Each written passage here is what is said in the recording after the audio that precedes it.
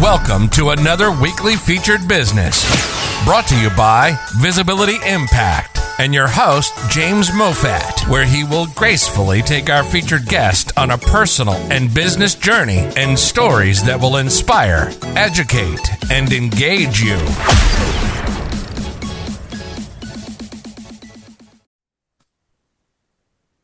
Hello, and welcome.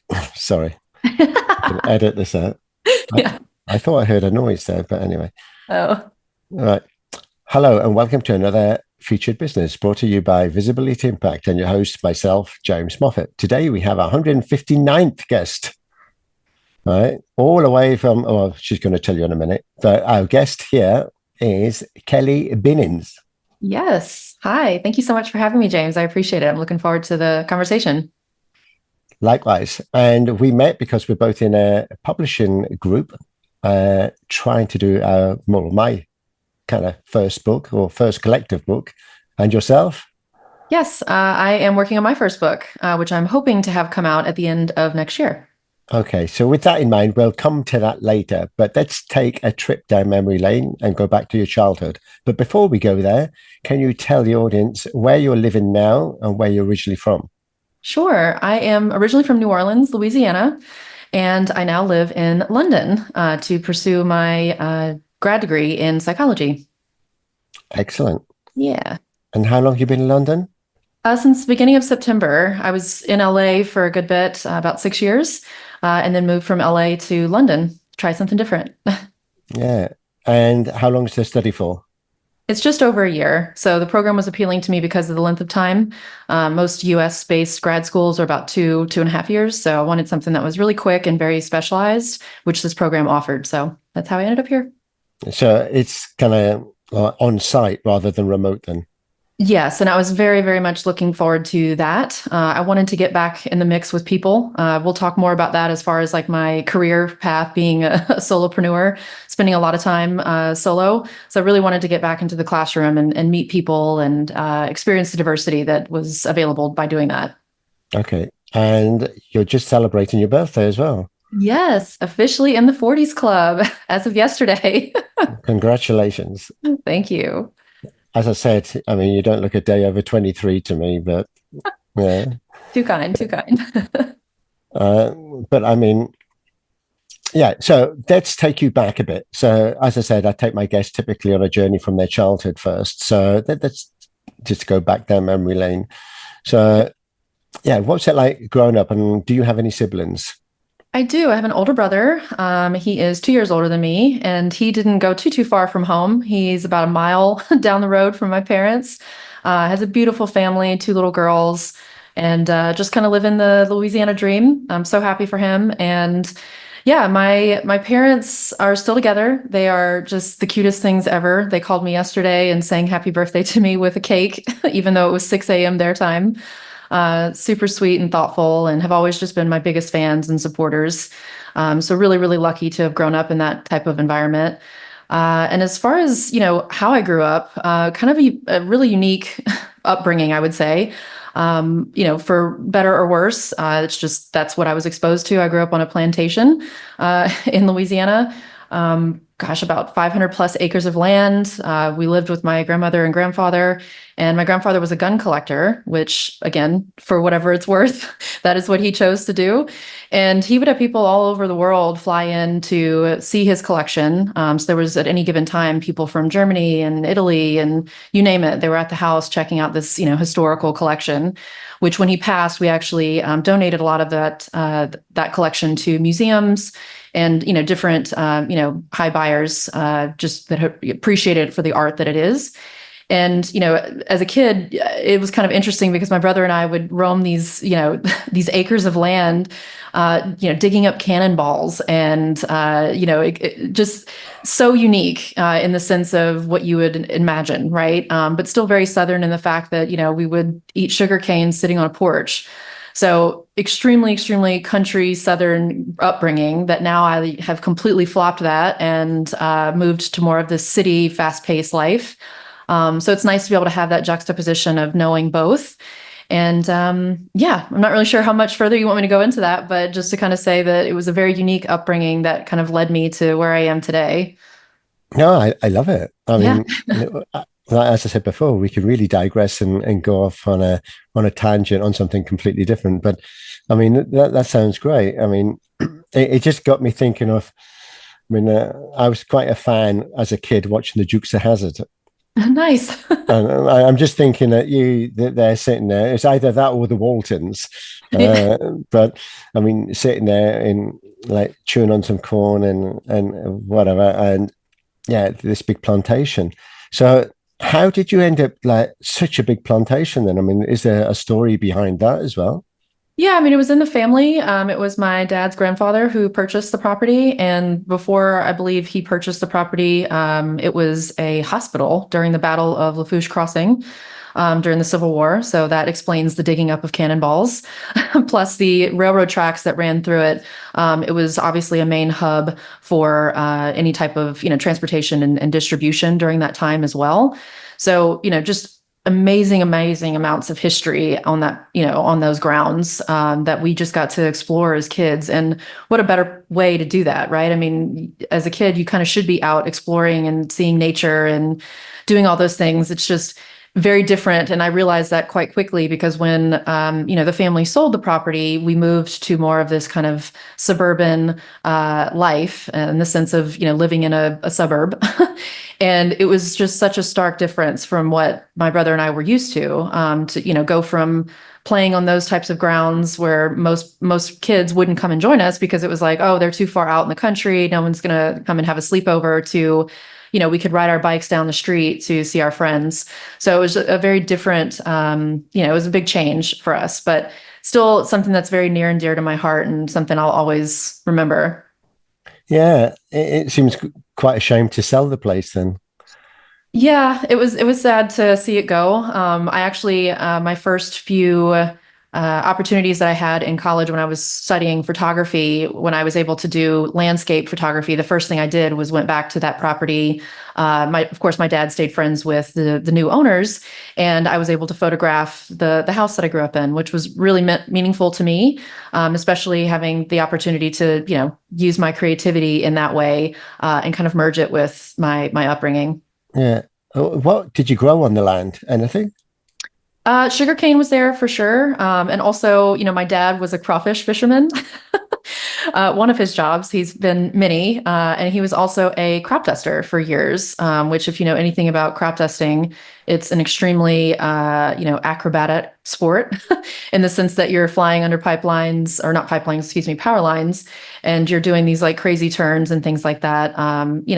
Love him or hate him. That's what he did for many, many years. And he had, a plane and, hangar and all that stuff on the property, as well as this crawfish farm. So it was kind of an interesting, I guess, kind of agricultural centric property. Yeah. Now I'm picturing, that kids kind of movie. I forgot what it's called now, but there's a crop duster in there, and they were all had voices. They were all, and the first one was called Cars, I think, and then. That Do one. you know what I mean? No, I don't. But the next one, there was about planes. It was called Planes, I think, just that. But it was animated cartoon thing. But all of them were characters, and yeah, there's a crop duster in there, and then he was taken on the big planes in this kind of round the world flight, and they said, "Oh, he's got no chance. He's not going to win. He's a crop duster," but he knew how to fly. Yep. You didn't see that? No, I didn't see that, but I'll have to check it out because that sounds really cool. Yeah, I think it's called, the first movie was called Cars and the second one was called Planes, if I remember. But very funny because there's lots of humor in it. Yeah, that's really But, cool. I'll definitely have to check that out. but anyway, did you not learn to fly then? No, I had a huge fear of heights as a kid, which is somewhat ironic. But my brother did. My brother flew with my dad for a little bit, and my dad's brother also flew. So he kind of came from a family of pilots and whatnot. But yeah, I never really took an interest to it. Now I do travel a lot with my work, so I frequently find myself in commercial planes for sure, but never actually flying. you haven't got any photos of him doing aeronautics or anything? No, I don't, but I did actually share a story recently on LinkedIn that I'd found. We were going through some old photos not that long ago because I was in the process of moving, so we were kind of getting some of the things together, and I found this old photo of my dad and my uncle sitting in an old Delta airline crop dusting plane. Which, if you know the history of Delta, they started as a crop dusting company. And they had a headquarters in Monroe, Louisiana. And there's a photo of my dad and my uncle, sitting in this old Stearman airplane for crop dusting. And my dad's probably 8 years old at this point. So one of the other benefits of growing up in the South and country is, we kind of learn how to do things really, really soon. So I think he had my brother and I driving at like 9. Wow. Yeah, so it's kind of one of those things where it's like, okay, you start to identify the need soon. So I think my dad picked up some flying lessons quite early on in his life and really just fell in love with aviation, and kind of it went from there. Yeah. So you're driving around your property then?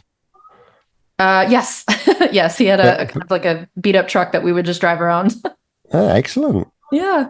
I thought tractors like doing the fields or something or whatever. Oh, that too. Yeah, definitely that too. He was like, I don't want to cut this grass forever. So he taught my brother quite young. Yeah, it's excellent. I think all kids should do that. Yeah, exactly. But did you not do any horse riding or anything? No, we didn't have horses on the property, mainly because my dad, when he was younger, was kicked by a horse. So I All think right. they got rid of the horses shortly after that. But And you had in the garage, you had some Mustangs. that is really funny. My dad actually collected Corvettes for a while. That's so funny. Yeah. So if that's what you're asking, as far as cars are concerned, yeah, that was his thing. Yeah. No, I'm still picturing the 𝗔𝗘𝗧𝗪, you see. Yeah, I know. But what about going to school there then? I mean, how far away was school? School, it wasn't too far. I mean, it was just out of kind of like, city lines kind of thing. But I went to a private school and actually really, really loved education from early on. Like I just was kind of a built-in nerd. I loved reading. I loved writing. So once I got into school, plus my mom's a teacher. So once I got into school, I was just really, really excited to learn and kind of be a sponge.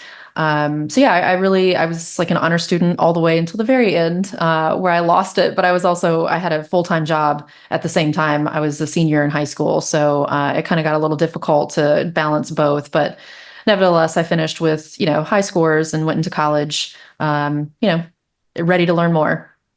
Right. And your mum was at the same school or not?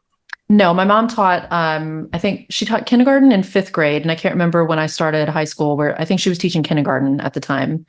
But one of my favorite things about my mom when it comes to her as a teacher, because she still teaches to this day, is she's just one of those people that genuinely loves teaching. And you can see it and hear it anytime that you run into an old student of hers.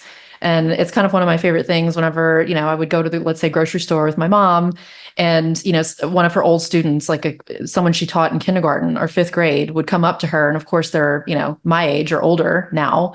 And, they would still remember her, sometimes calling her by her maiden name, just saying how impactful she was to them, and how, oh, you inspired me to pursue this in my career. And it's just really cool to know that my mom has had that much impact on others. I mean, obviously she's had an impact on me and she's been my role model, but it's always nice to know that, it stretches far beyond that. No, I love it because, I mean, I have fond memories of school, and there was the subjects I loved, but a Mhm. terrible teacher. And then there was the subjects I didn't particularly desire, but I had an excellent teacher. So I actually learned things in the subjects I didn't want to learn. And I was kind of disappointed in the ones that I really wanted to learn, but I just didn't, it just didn't click with the teacher. Yeah. And yeah, so I think with the right teacher, that they could teach you anything, Very true. because you have that willingness to want to learn, because the desire and the passion from the teacher. Yeah. And yeah, my wife is a teacher as well. She does seventh grade Cool. in a private school, and she's doing the science with them. Mm. at that age, they challenge and question everything. So, I mean, she has, which I don't know if is always a good thing, but they have a textbook to follow. And she can only really teach them what's in there. But when they ask questions that aren't in the book, then it becomes quite challenging. Yeah, I can see how that would be the case for sure. And I do think teachers are, as a whole, underappreciated.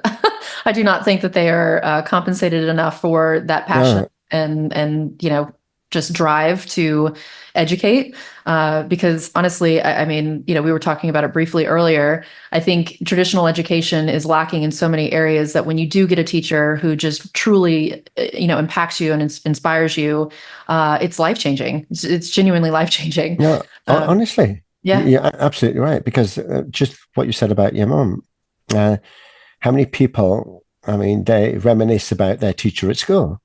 Yeah. And how they were kind of that influence in their life that they didn't have someone else for that. I mean, in those days, I mean, growing up, it was typically the teacher that we looked to for that inspiration and that guidance. I mean, as well as your parents, but a lot to do with the teachers. And nowadays we call them coaches, right? But or we go seeking them. Right. But in those days, I mean, I'd never heard of the name coach. It probably didn't exist. Right. And now, sports team. yeah, exactly. Exactly. Yeah. Right? But now, I mean, you're inundated with different coaches for everything. So you kind of spoil. But then it's still about finding a good one. Absolutely. And I feel so fortunate to, have not only had that exposure to my mom as a parent, but also just a really great teacher. So I kind of got a 2-for-1 deal there. So you never fancy being a teacher then? I did. And I kind of, I don't want to say I'm on that path, but I think a lot of how I word things in my book comes from, the application of experience, which naturally leads to teaching, in the sense of, this is my experience. Here's how I worked through it. Here's how it could potentially help you. And, not to bridge that gap of, again, the coach idea, but, kind of leaning into that. I never wanted to necessarily become a traditional teacher, but I genuinely like the idea of teaching others. Yeah, I think we are all teachers and we're all learners. Yes. Because we don't know everything there is to know about everything. So we are seeking that guidance from someone else, but we have something that we could share as our wisdom and knowledge. And so we're both teachers and learners. I mean, yeah, so we are by default teachers. Totally agree with that. I completely agree. I think it's fascinating to me how just such a different tweak or different perspective or lens on something can make all the difference. I mean, there's so many times where I'm, let's say rereading a paragraph over and over again, but then I pass it off to a friend to read it. And it's like, oh God, I've been thinking about that for 3 days and you just, spit it out. So I just think that, yeah, to your point, the change in perspective or lens on something just really gives us an opportunity to wear both hats, right? Learner or teacher. Okay. So let's just go quickly through your education and then to what you're doing now. Absolutely. So I got my undergrad at Louisiana State University in Baton Rouge. I graduated twice, once in communication studies with a specialization in nonverbal communication and graphic design, both of which I, used all the time. I still use it to this day, and essentially is what started my business with those 2 degrees. And photography was my minor. I really, really enjoyed photography and honestly wanted to have it as a third major. But it was just one of those things where it's like, you got to go. You've been here too long. So my undergrad was an extremely fun time. I just absolutely fell in love with art and the business idea behind art. Aside from just being, I was, as a kid, I always drew a lot. I was, big into drawing portraits and more studio art friendly. And then once I kind of fell into graphic design, I was like, this is a whole new world of being able to interpret art through the lens of business and how, that connection of psychology and bringing in the idea of art being a way that, like a science to selling, right? So my undergrad really kind of opened my eyes to that opportunity. And I started my company my end of junior year, before I graduated, I took on my first couple of freelance clients and, really never looked back. I graduated in 2008, which was a recession year for us. So not too many people were hiring at that time. So I kind of took my entrepreneurial sense, I guess, and decided this is the direction that I'm going to go. And it really gave me an opportunity to kind of combine all of the things that I studied in my undergrad. All that's to say, 15 years later, plus 15 years plus, I should say, maybe 18 at this point.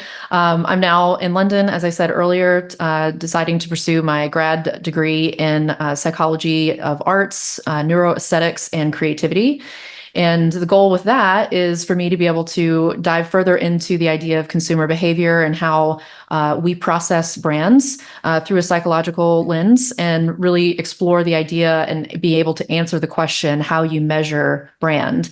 That's a big question, just because so many people, talk about brand these days, but they don't necessarily know how to quantify the value of brand.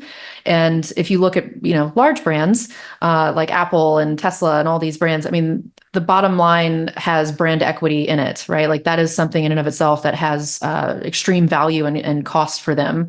So just my whole goal is to take that degree and apply it to the clients that I work with and all the clients in the future. Excellent. There's a lot there, so Yes, there kind of a is. lot to digest. But I mean, I not picking on anything in particular, but in order. But I did the photography. I mean, I took a sneaky look at your photography because you shared the website, or I found the website under your profile. So I find it excellent because you're quite diverse also with the photography. It could be portrait, it could be glamour, it could be like the workplace and so on. Thank you So so much. yeah, from what I saw was excellent. Thank you. And I mean, I've actually had a videographer on the show before, and he was just telling me the equipment that he was using because he was proud of that. And he said that makes a lot of difference. Although I think it's not just about the equipment, you have to have a natural flair or an eye for the image that you're going to take. Absolutely. And otherwise, I mean, I've seen people taking the pictures and then I mean, they've got the image in a bottom corner or something. And I think, well, what about the rest of the 90% that you've missed?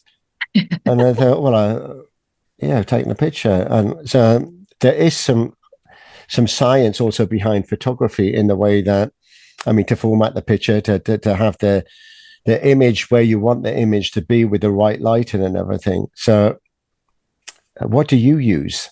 Yeah. So to kind of piggyback on a few things that you said there, I think, yes, 100% to your point, photography is an art and the camera is the tool. So that goes for anyone, right? I mean, if anyone is given a paintbrush and a blank canvas, that art is going to be a huge range.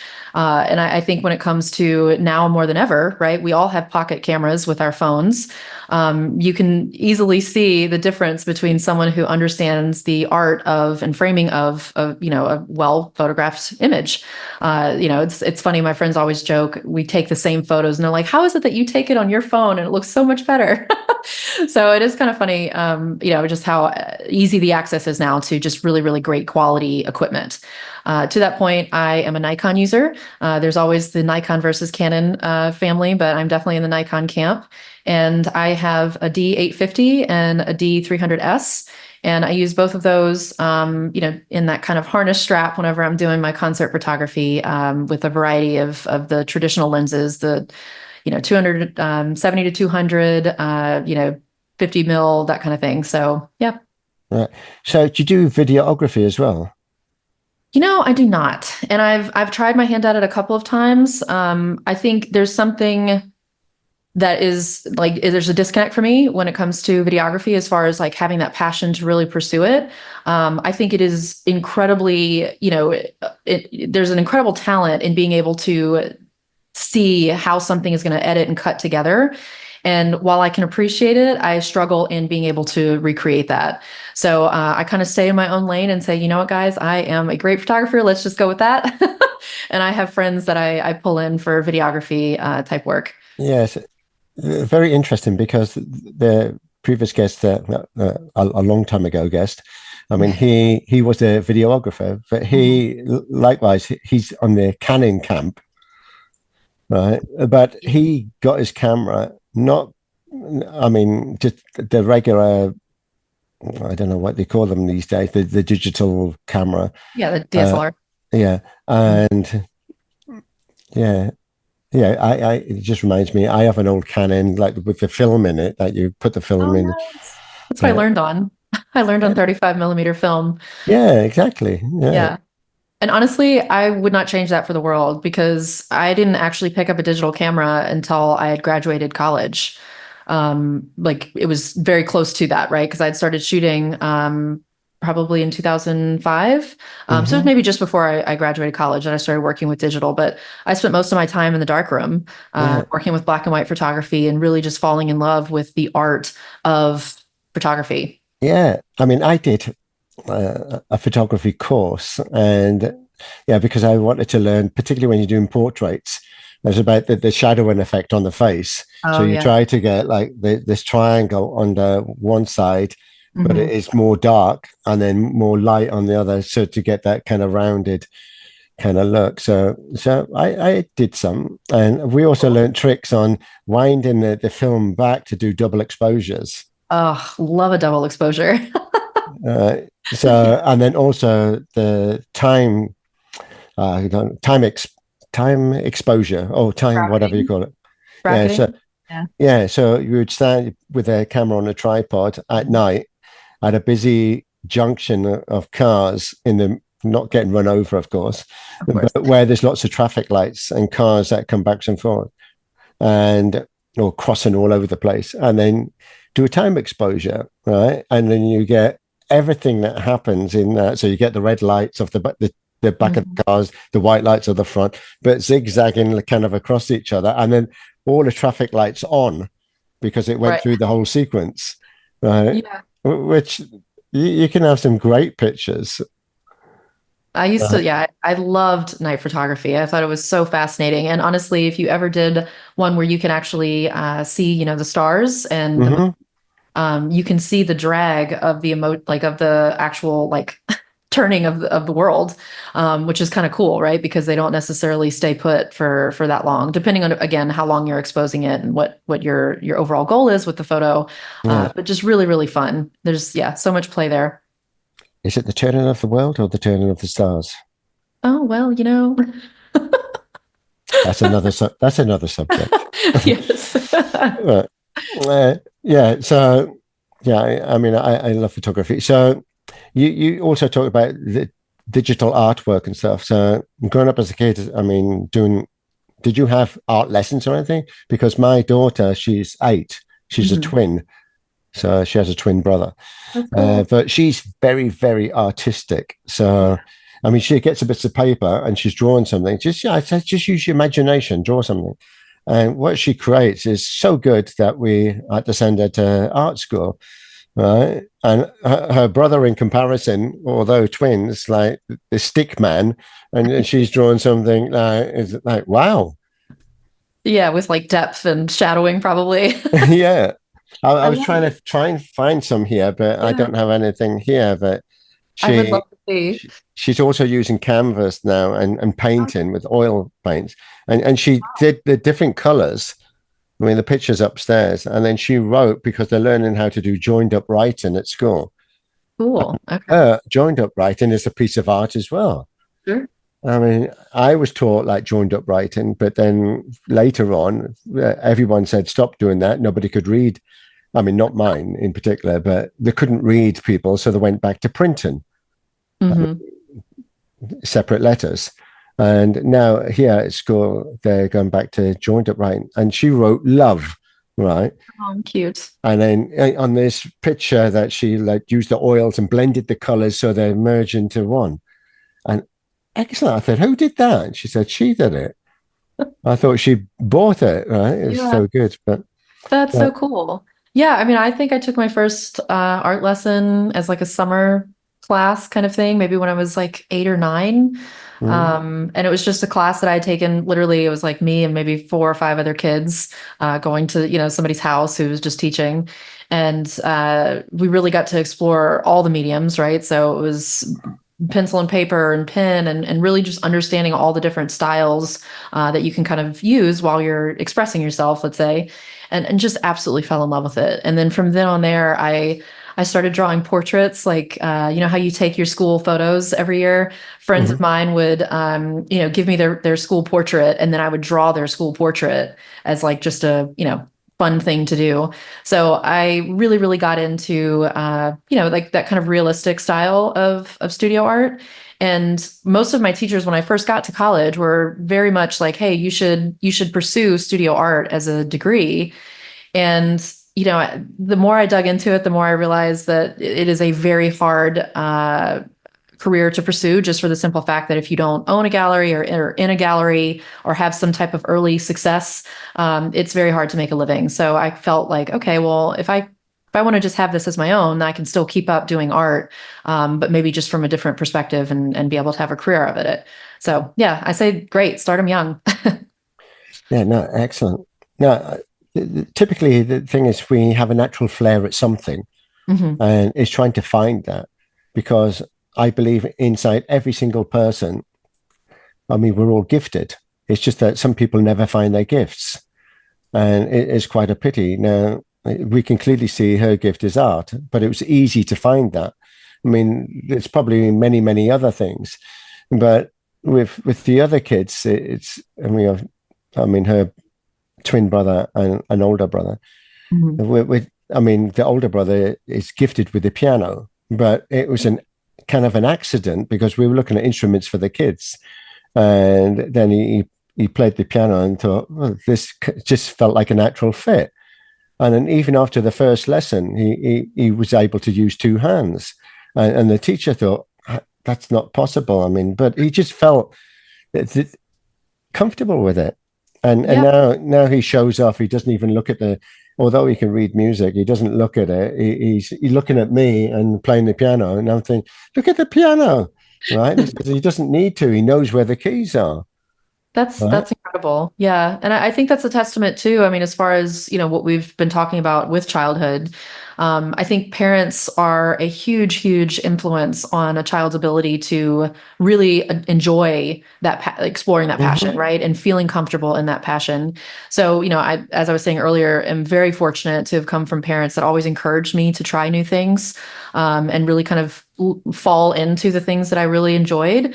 They always supported me in the sense of, you know, sending me to classes and doing all this stuff that, you know, I didn't necessarily come from a lot of money, in the sense that my parents had, you know, plenty at their disposal.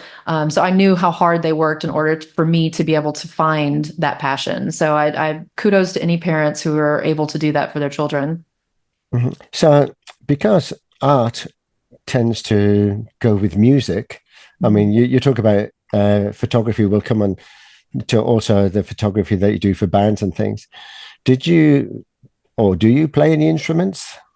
Yeah, so I took, let's see, I'm gonna run down the list with you. I played French horn and bassoon in grade school. I did piano for about 4 years, piano and singing, light singing. I couldn't get over the stage fright, so that kind of hindered me there. And I played guitar for a while in high school because my dad played in a band. My brother was an amazing, and still is an amazing guitar player, like the kind that like plays a song behind his back kind of thing. Like he's just really good. Yeah. So like it's crazy. And my you know, uncle plays. I come from other you know, members of the family are musicians and singers in that nature. So it's definitely in my blood. But I never really had the time to dedicate to the practice, right? So I kind of focused so much on my other things that I was like, this is where I really belong.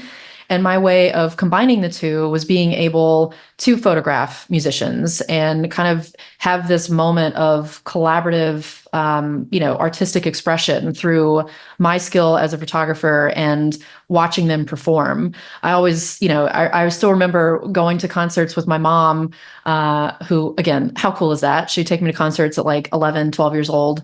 And I always was a big rock fan. So I remember telling her, I was like, I want to be there, because I could see in the photo pit where all of the photographers were. And I was like, I want that job. And she's like, you'll do it. I know you'll do it. And sure enough, it was really cool because at the time the band was Bush that I was saying that about. And I was able to photograph them in Los Angeles a few years ago. And it was just such a full circle moment for me. Just because, again, I just remember looking back at that exact venue. I was, in the photo pit, looking up at the seats at the top, thinking, I remember doing this, saying that I wanted to do it. So that was my way of combining music and, creative expression. I love it. Yeah. No, that also reminds me, when I lived in London, I had a girlfriend that worked in the music industry. She worked for the agent. There was two big agents in London, and typically they work together with each other. So the agents, would go to see their bands, but they didn't have tickets to the others. So they would swap the VIP tickets, and they say, well, I've seen mine so many times, you go and have my ticket for this, and if I can go and see yours. So because she worked in that, I would go as her partner, like with this VIP badge and everything. And we'd always be either on this stage or the front row or something, because they were effectively their bands, right? And it was great fun, but there's never anyone taking photos of us watching them. So being on stage with the bands, although the side of the stage was excellent, but it'd be nice to have some photos of that as well. So I could have done with you then, so you could take a photo of me watching the band. Yeah, no, and what a cool experience too. I mean, anytime that you get to be on stage with the band and just kind of feeling what they feel, it's surreal. I mean, I genuinely feel like music moves through my body. And again, being such a rock / heavy metal fan, it's an interesting music choice for sure. But it's always the music that's connected with me the most. And I remember I was, side stage for Soundgarden one year, which, God rest his soul, Chris Cornell, absolutely amazing to watch from that view. And same thing with Nine Inch Nails, my favorite band of all time. Being able to be on stage with them and see again how the crowd was responding and interacting with them, I was just like, man, this is one of those like core memories being created. It's just a cool thing. Yeah. So you're a rock chick. I'm a rock chick. You have a motorbike as well. I don't. No, that never appealed to me. Really? Yeah, really. It's funny. See, I grew up in the era of punk rock. Oh, nice. And so I like kind of that kind of heavy kind of music at the time. But I mean, I like all sorts of music now. I mean, everything and anything. Yeah. Well, not everything, but I mean, things that appeal to me. Yeah. So the photography, I mean, how long, do you still do that with bands? I do. I've taken a little bit of a break just because with moving and not to jump into another thing that I really kind of threw myself into, but this year I decided to compete into bodybuilding shows. So I kind of went on a fitness journey, which was, yes, not photography there. No, this is bodybuilding. Yes, bodybuilding. I did 2 shows and walked away with 5 medals. Wow. Which was really cool. So yeah, cool. Cool and random. How did that come about then?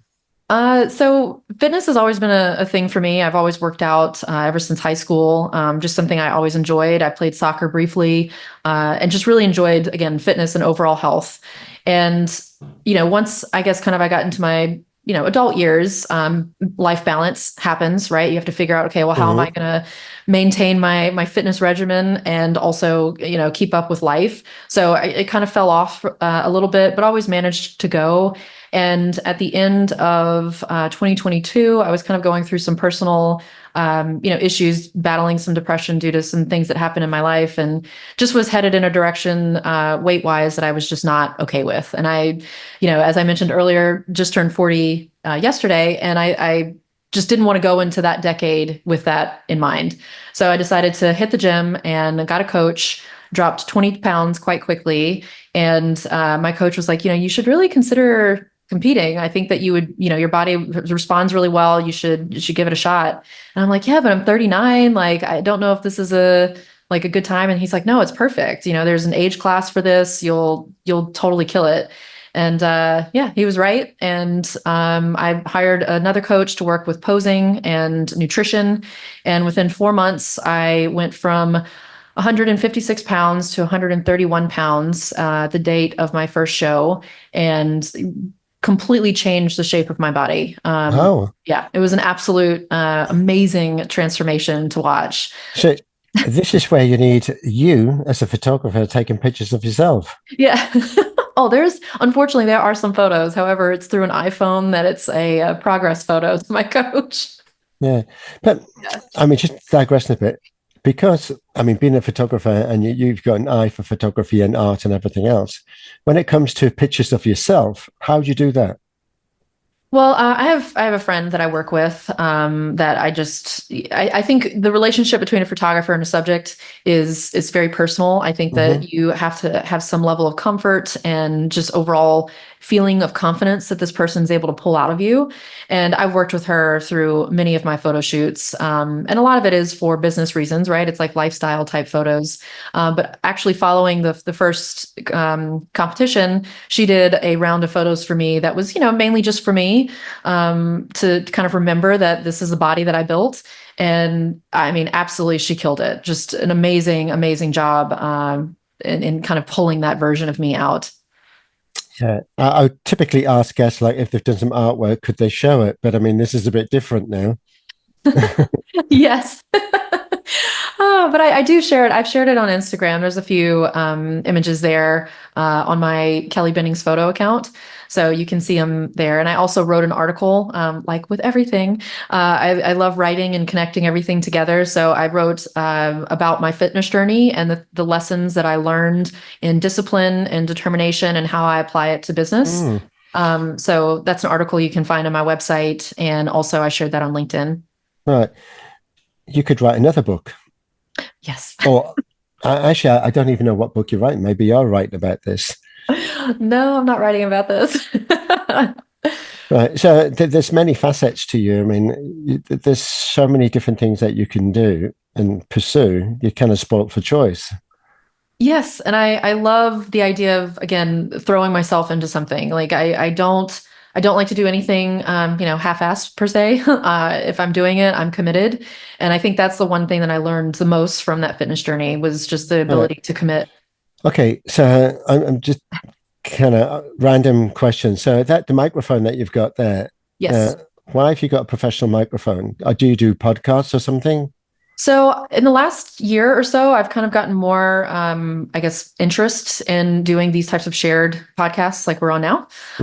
So I do a few interviews from time to time that just kind of makes this a little bit more professional. I've also done a few videos. I have a course that's going to be coming out in December. It's called the Smart Brand Method and how to build smart brands. And this methodology is something I developed. It's the namesake of my company, Build Smart Brands. And the whole idea behind that is building the intentional, authentic brand. So SMART stands for simple, mindful, authentic, relatable, and transformative brands. So that course, obviously, you have to record some videos. So hence the equipment that I picked up along the way. Okay, so let's just get into the brand stuff. So where did that start and how did you get into that? Into brand specifically? Yes. So my background is in design, as I mentioned earlier. So naturally was working with logos and anything really consumer facing, right? So my first couple of clients were in the hospitality industry. I was a server and bartender for years through college. And that was kind of the closest thing that I could be like, okay, this makes sense to me. So I was designing menus and logos and websites and things of that nature. And while all of the visual elements connect to make sense of what an external brand is, I really started to dive into why I was making those decisions, right? So like, why does this logo resonate more with let's say patron of a restaurant than another logo? Why do these colors matter? So as I frequently found myself, and also in a very childlike way, continuously asking why, it led me more into the idea of brand as a whole, right? So the idea of brand and branding is the ability to, create messaging and create that connection through, creating a perspective with your audience, right? And when you have a really well-made brand, you're able to shape your audience's perspective. And again, just found that absolutely fascinating. So that really kind of came about in the last gosh, maybe 8 to 10 years that I really started to dive into brand specifically. There was a book that also kind of changed my life when we were talking about teachers earlier. Marty Niemeyer is someone who I've learned from over the last few years, taken a few of his certification courses. And he's kind of known as like I think it's like the godfather or brand father of branding. And he wrote a book called The Brand Gap, which I believe came out in 2000, which was way ahead of its time. And it really, impacted the way that I inspected and looked and, kind of dissected branding. So that kind of set me off, and probably read that back in 2010 sometime. So around that time. Okay. So when you were doing logos and websites and stuff like creative work and helping people kind of with their brand for a logo, I mean, and then you had to ask a lot of questions as well. I mean, like, why this particular, what type of colors? So what you're trying to portray, and what is it that you want others to see in the brand and the service that you offer? Would it be obvious with a logo what you're doing, or would people scratch their head? So I guess you're already asking the kind of the question. So it was kind of a natural evolution in a way to go that step further and do the whole of the branding and everything kind of associated to it. So when you don't do the websites and all that anymore, it's more focused on brand and branding.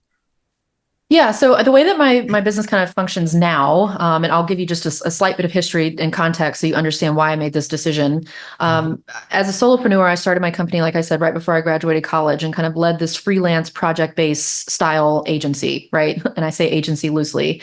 There was a few contractors and things like that I kind of partnered with for anything like development, because I never did HTML coding or anything like that. But I would do the front end design and pull in these developers to work with. So that's kind of what set me in this direction of eventually creating an agency, which I created with two business partners back in 2015 called Breakout Creative Company.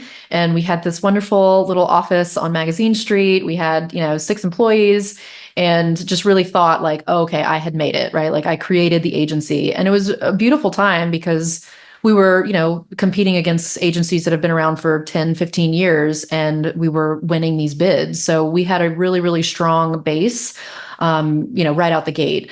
All that's to say is that as that company kind of, grew and we continued to take on clients, the idea of overhead and kind of, I really found it a little bit of a struggle for me when I was meeting clients to have to, fit the work to the style of, let's say, the designers that we had in-house.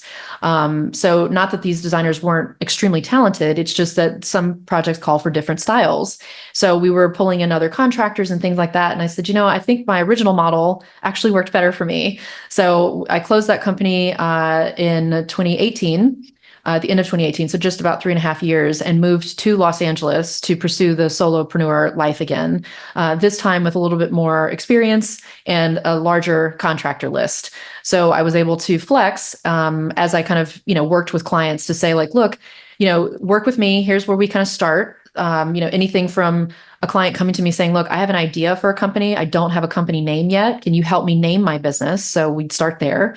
Then from the naming, we would go into the full creative strategy session where we really start to ask those deep, connecting questions, and honestly determining their type and style of leadership, which would give them the ability to actually be a brand leader for this company, which led into, okay, now we have the design portion, right? So I was able to kind of walk with them every step of the way and be a partner for them in this process. So the model that I have now, I'm still touching on the idea of designing websites and designing logos based on the need.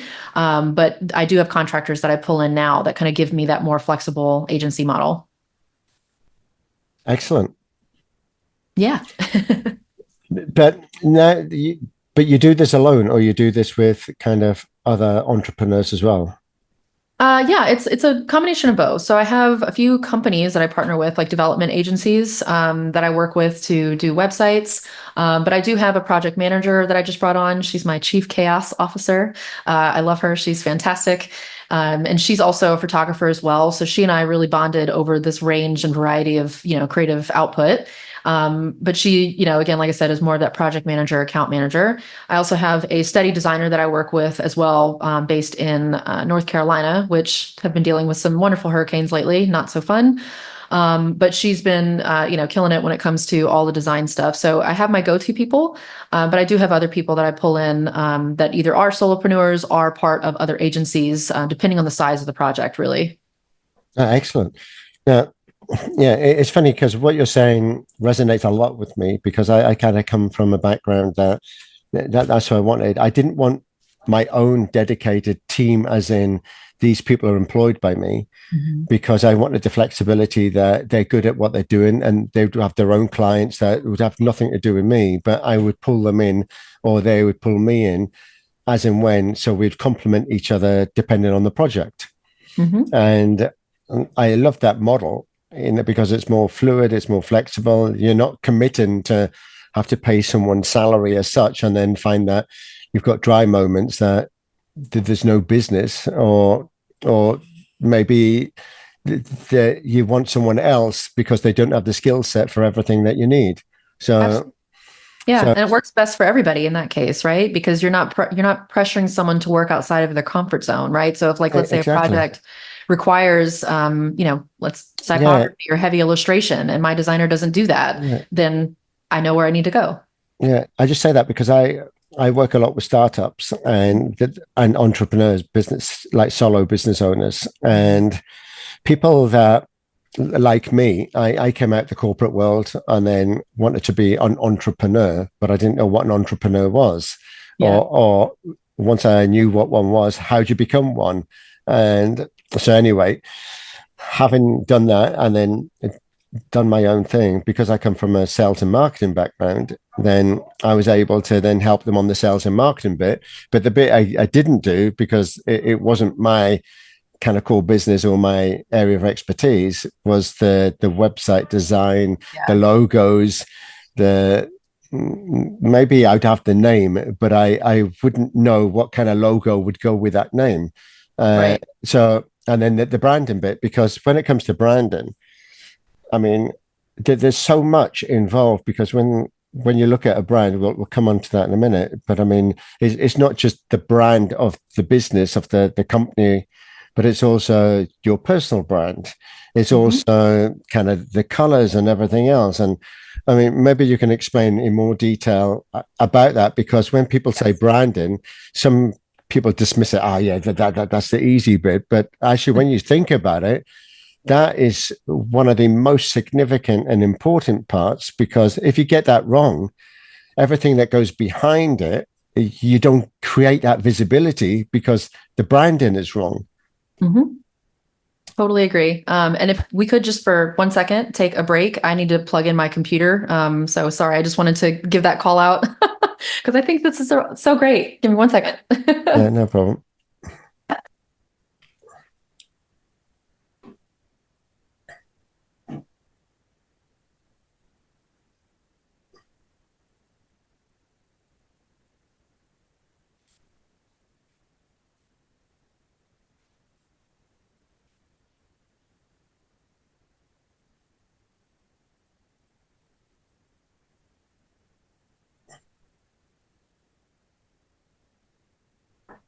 Okay. I will sing while I'm waiting.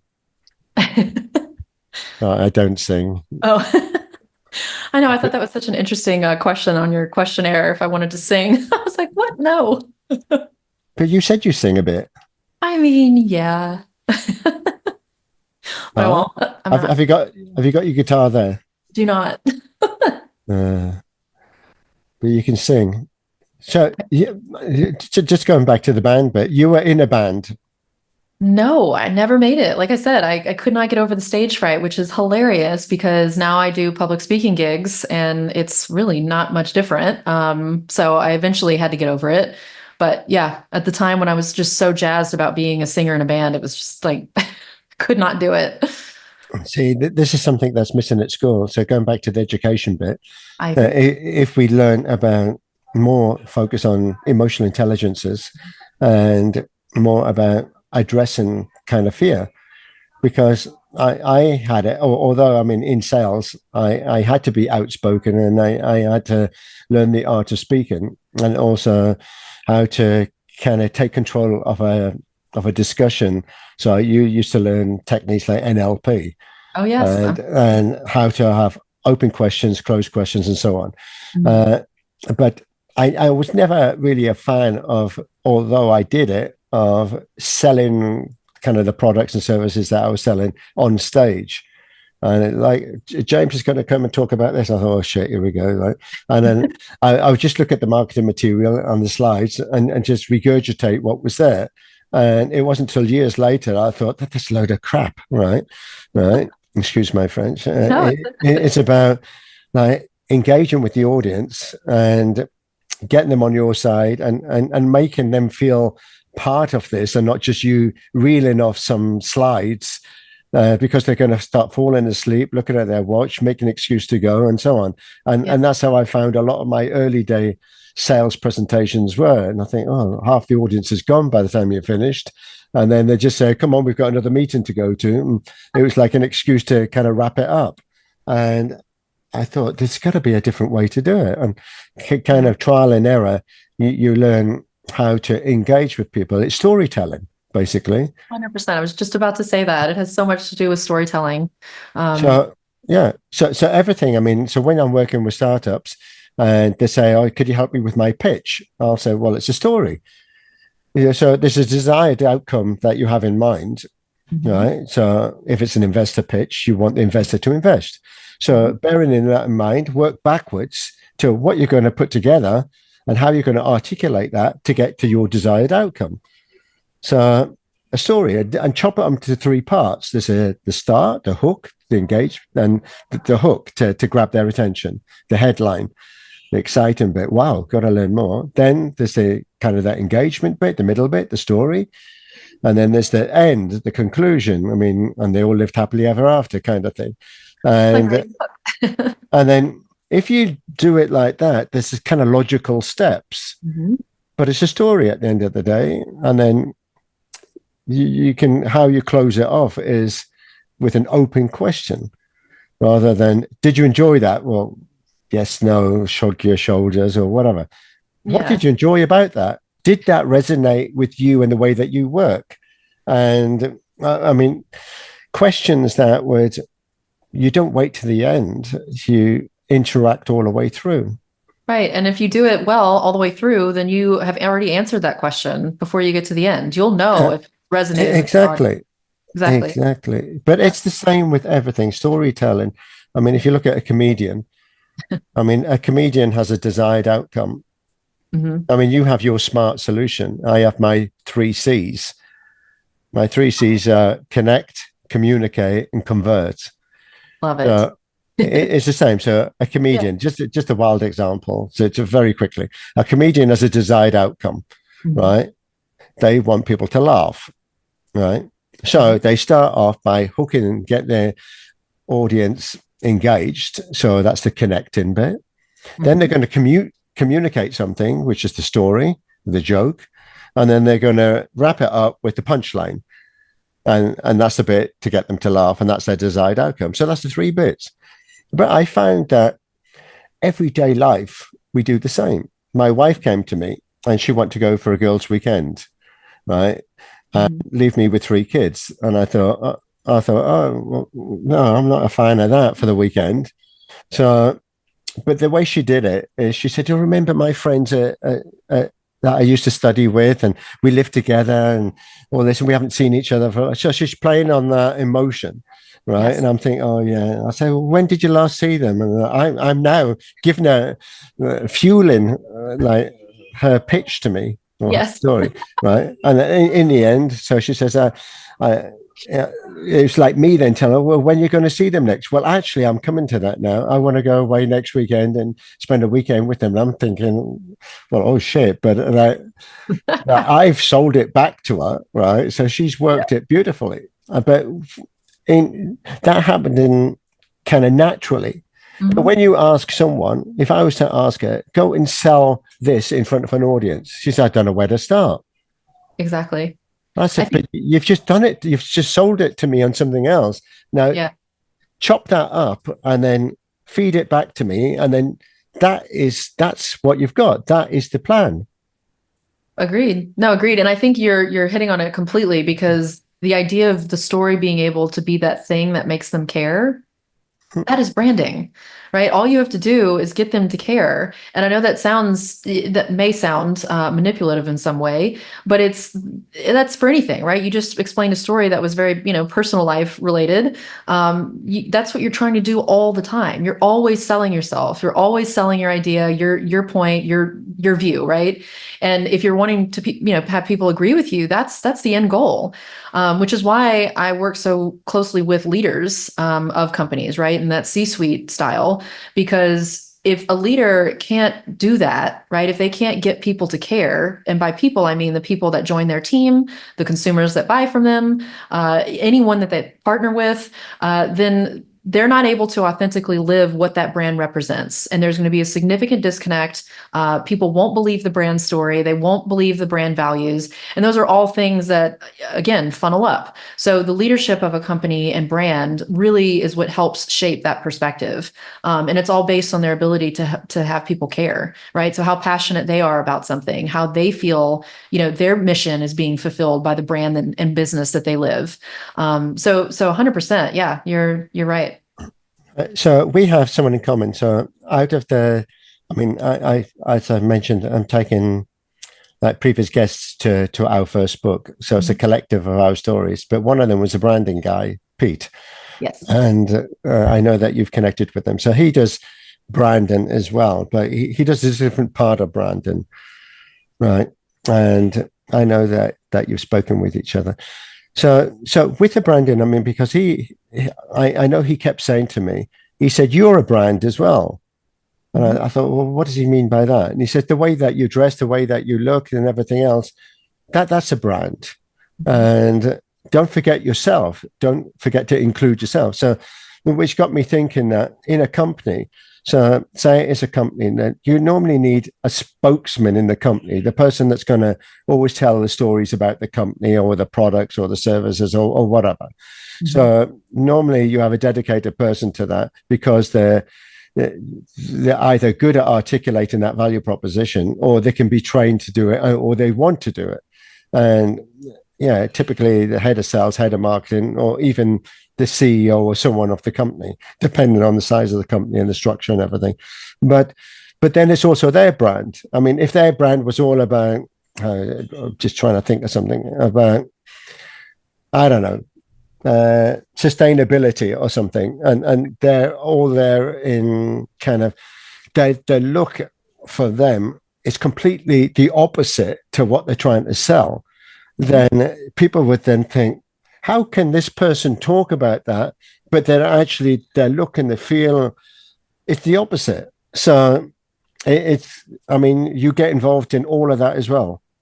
Yes. You have to, right? Because the people and brands and companies that I partner with, I have to trust them. I have to believe they are who they are, right? Like, I don't want smoke and mirrors, because I don't want to sell smoke and mirrors. I want it to be real, and I want to be able to help someone build something that truly can impact their audience. So it is extremely important to me that the leaders of a company truly represent and can represent like I said, the values that represent what that company is. And to your point, whether it's a CMO, a CEO, a CFO, whatever, whoever's giving that spiel on what a company is, I think it's important for them to be able to explain it, but then also the people who just work for the company, right? Anyone in an account manager or, someone, that's a junior level should be able to explain it, because like you said, they're pulling in their own personal brand, and that personal brand, when you join a company, has to be woven into the core of what the brand is that you're joining. I think all of that, again, it's little communities. That's all brands are. They're just little communities. And there's diehard fans of those communities. And a really great example is, I think the company is Salesforce.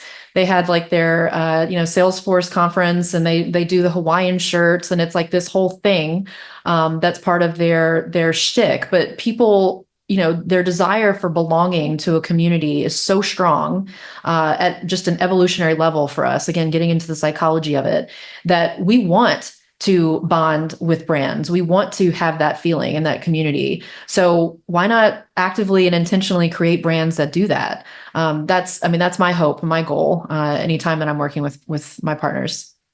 No, absolutely. And you mentioned a key thing there.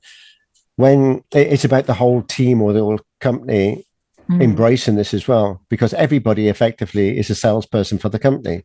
So 100%. if they don't know kind of the vision of the company or the mission statement or the purpose, the new purpose statement, right? Then and then they're not helping sell. I mean, I always picture it. I use an analogy of a football team. We all have a role to play. Yes. And yeah, I always see the strikers as the sales people, right? You can score deals or score a goal if you get the ball. So if you never get the ball, you can't score. So it doesn't matter how good you are. You need the team behind you. So you need the guy that's the defender and the midfield and the goalkeeper and so on. So if you look at a company in the same way, it should work in the same. It's not about either finger pointing. It's about embracing, and it's about the leadership and not having a bad boss. But also like wearing the right shirt for the team. Right. But you're right. I mean, Salesforce, with the Hawaiian shirts, with other things that others wear with the logo and the shirt, right? They feel that kind of unity because it doesn't matter if they were out in the street and someone met them and they said, "Oh, I see you work for so-and-so company. What does that mean? What does the company do?" And the person didn't know, then that brand statement or that value proposition is lost, or you could have a negative impact because they didn't know. So when you say it's working with the company and brands, it's not just working with kind of the management level. It's everybody needs to understand. Now, whether it's cascaded down from the management or you actually help with the same message and not have it diluted with the whole team. So it's a company-wide thing. It is, absolutely, which is why I enjoy the changeover that I made years ago from going, from this kind of project-based, somewhat short-term, 3-6 months, as far as developing a quote-unquote visual brand, to this more integrated role where I'm partnering from the inside and really kind of having that seat at the table to facilitate those conversations and help the teams and companies really bond over and care about what the brand means. Because it has to mean something to every single person. It can't just mean something to the leader. It has to mean something to everyone. Yes. So, we need to kind of wrap this up shortly. I know, we are. Right? So I just want to ask you, so typically, well, there's a few questions here, right? Typically, who are your ideal clients for this? Mm-hmm. And how do you find them? And is it geographical? Is it global? Or what? Yeah. So one of the beautiful things about today's world is you can literally work anywhere that you have your laptop and the internet. I'm not necessarily partial to any region. I think at that point, it's just a matter of juggling time zones. Obviously, having lived in the US and now living in the UK, I'm dealing with a 5-hour time difference for my largest client. It's pretty open-ended in that regard. As far as my ideal client, I typically work with anyone from a solopreneur who's just starting out. Like I said, they have an idea and they want to build a business, to, small to mid-size teams, right? So that kind of startup to growth range is really, really important and key for companies that are growing, because as a company is adding people, especially rapidly adding people to a team, you have to keep that fresh and make sure that they're informed in how that brand is growing. So yeah, solopreneur to small to mid-sized teams, regionally non-specific.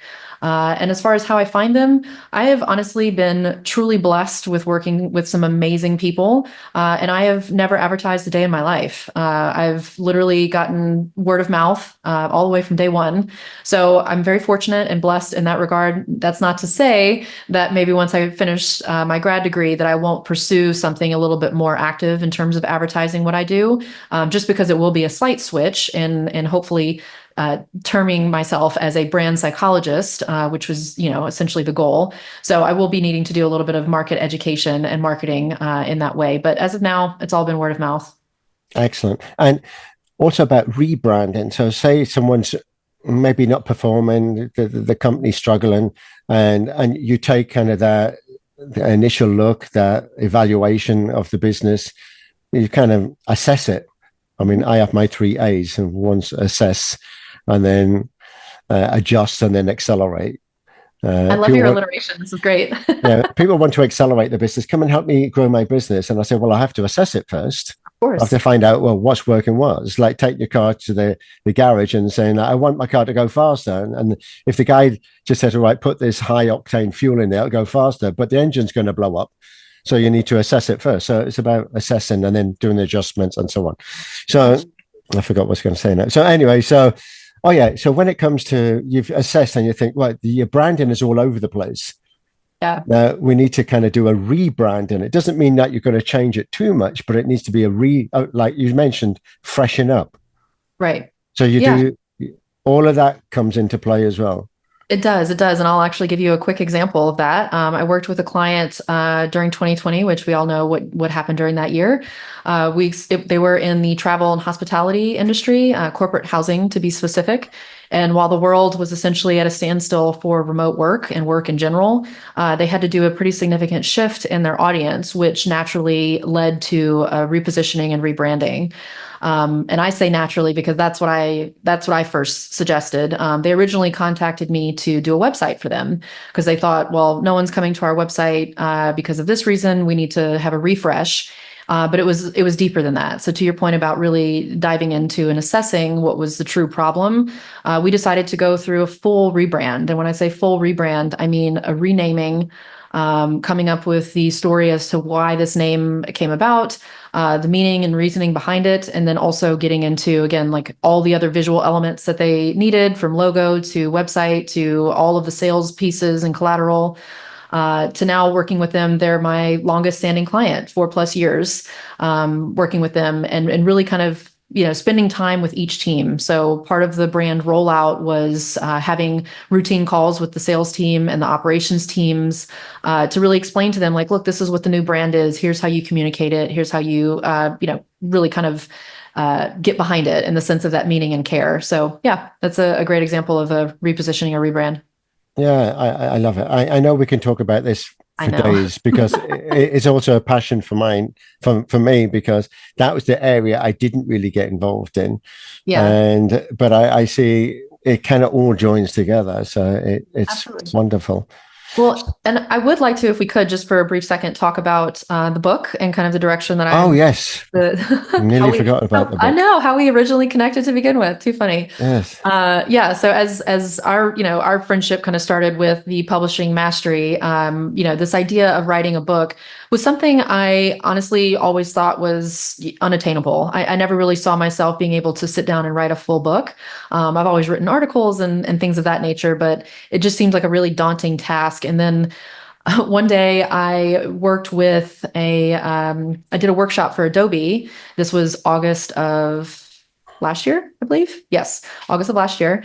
And I just had this aha moment where I was just like, you know what? It's just, you got to start. So I had the opportunity to do this workshop and really speak to the core audience that the book would be for, which was, soon to be graduates or recent graduates of university in some type of creative field.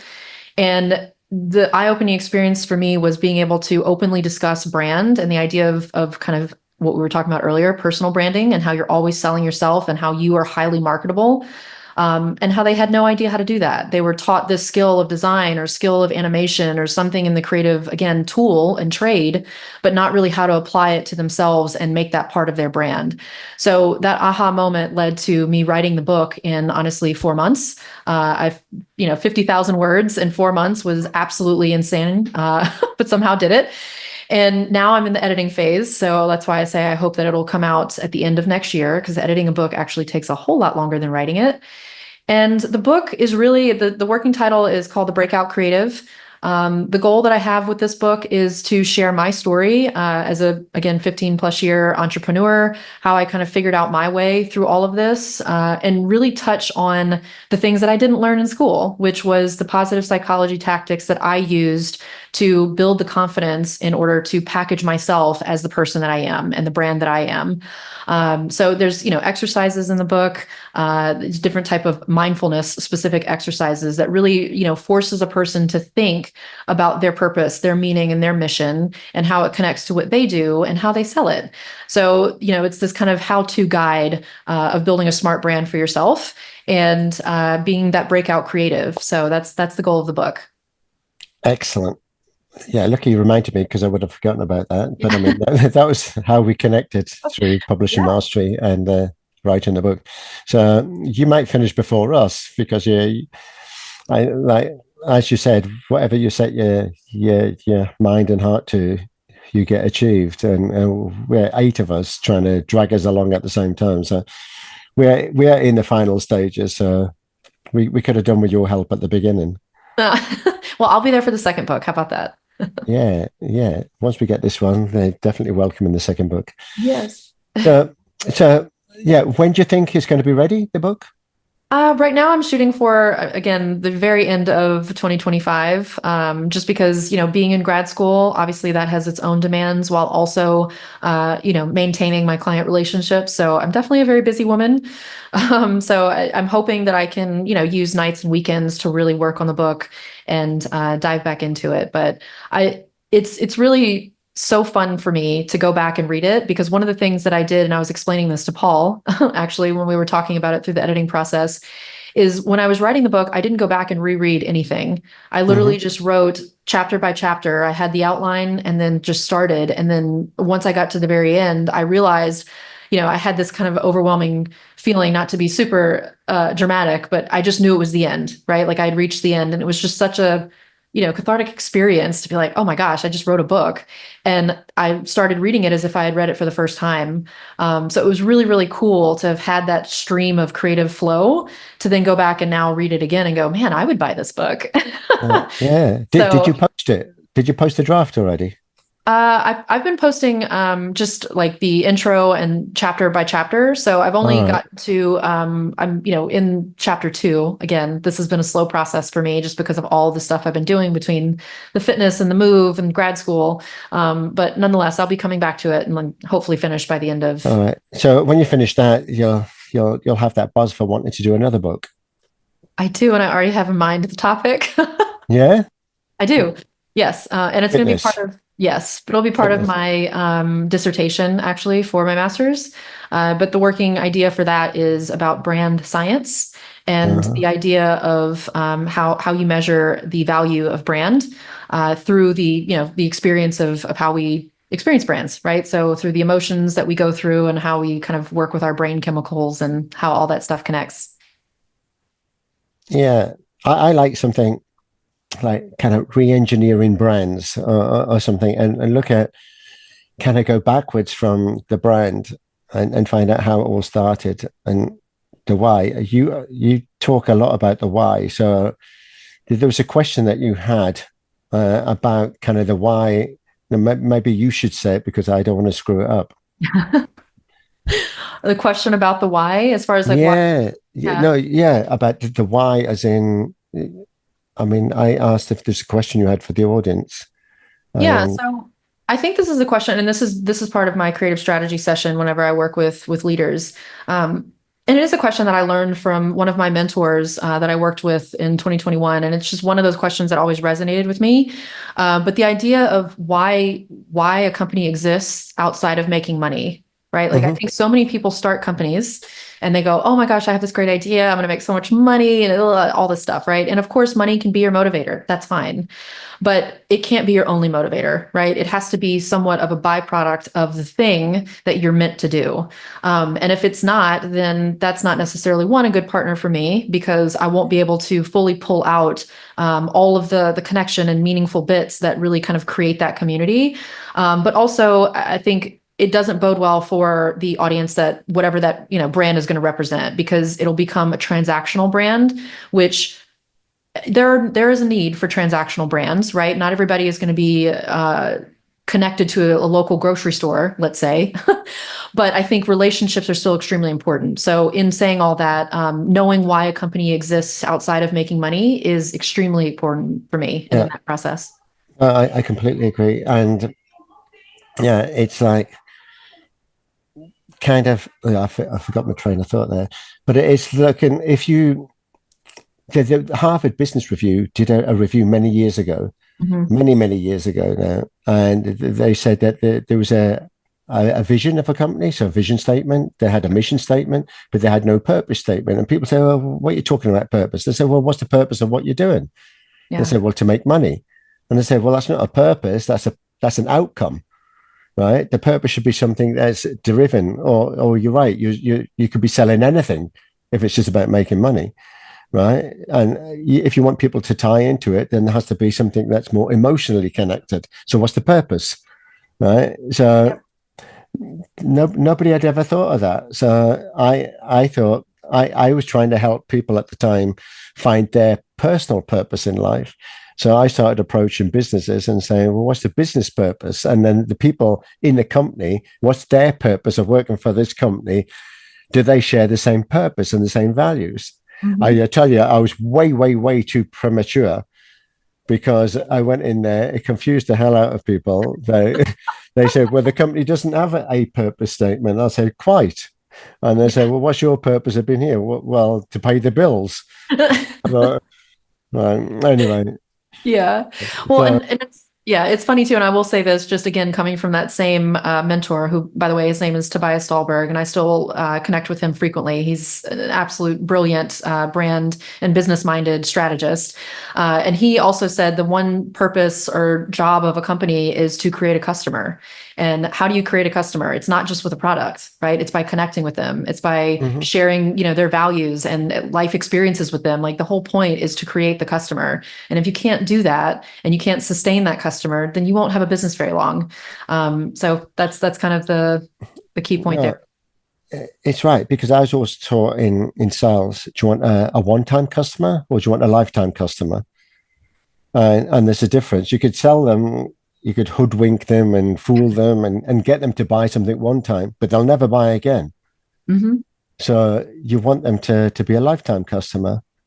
Yep. So, in today's world, that one-time customer also prevents probably 10 to 15 other customers that would have maybe been a one-time customer from not buying, because word of mouth is just so ubiquitous. I mean, you can find anywhere from social to, again, just it's so easy. But it's true. Yeah. I mean, just completely digressing. We had the painter come and paint the house, and I said, "How do you advertise? Because I don't see any website or anything." And he says, "I don't." He said, "It's word of mouth." And he says, if I do a good job, then people start talking about it. Equally, if I do a bad job, then I don't get any business. Yep. And so your advertising can be reduced if you do a good job, because you're using your customers as ambassadors to your business. Absolutely. And that should be the goal. That really should be the goal. Okay. So let's kind of wrap up. So how do people, or did I miss anything? No, I think we covered everything that I'd like to discuss. We talked about the SMART brand method. We talked about the book. We talked about school and childhood and all that good stuff. So I feel like we covered the gamut. Excellent. If we've got anything, you can come back in a year's time and talk about the book and how and how the fitness and everything's coming on and whatever. Yes. So how do people get in touch with you? Sure. So I'm pretty active on LinkedIn. I love that social network. So you can find me at Kelli Binnings on LinkedIn. Also my website, buildsmartbrands.com. I also share a lot of my thoughts there. So you can kind of go and read my blog. I'm also a contributor to Brains magazine, where I do share some pretty in-depth articles in the brand psychology business world. So you can find some reading material there. And Instagram as well, Build Smart Brands. I'm in the process of really kind of growing that community. So it is quite small at the minute, but I'm hoping that that will continue to grow. Excellent. So Kelli, you've been an absolutely wonderful guest, 159th guest. All right. And once again, congratulations on your birthday. Thank you. All right. Did you celebrate in London somewhere? I actually went to Bournemouth last weekend and did some nice exploring of the coast, which was really, really very nice. Yeah, it's Yeah, beautiful really there. fun. Nice sandy So beaches. yeah, it was cool. It was cool. We went to 𝗪𝗪𝗪𝗪, which was an absolute beautiful sight. I mean, that literally felt like I was in Lord of the Rings. Yeah. So yeah, I did that over the weekend, and I'll probably celebrate this weekend as well, seeing some friends. But yesterday was a very chill day. Just got a nice workout in, and that was that. Excellent. And I guess you take your camera with you where you go. I did not this time, but yes, I do. I do enjoy taking my camera with me. It is a bit of a hefty thing to carry, especially when we have iPhones now that take lovely photos. So yeah, from time to time, you could do another book on tips and tricks on how to take photos. I know, right? Anyway, on that note, I wish you a fantastic day. Thank you so much, James. I appreciate it. It was a wonderful conversation. Yeah. Wow, that was another Featured Business brought to you by Visibility Impact. If you'd like to be our next featured guest or learn how James Moffat can help you leverage on the art and power of interactive storytelling for your business, reach out and schedule a call now.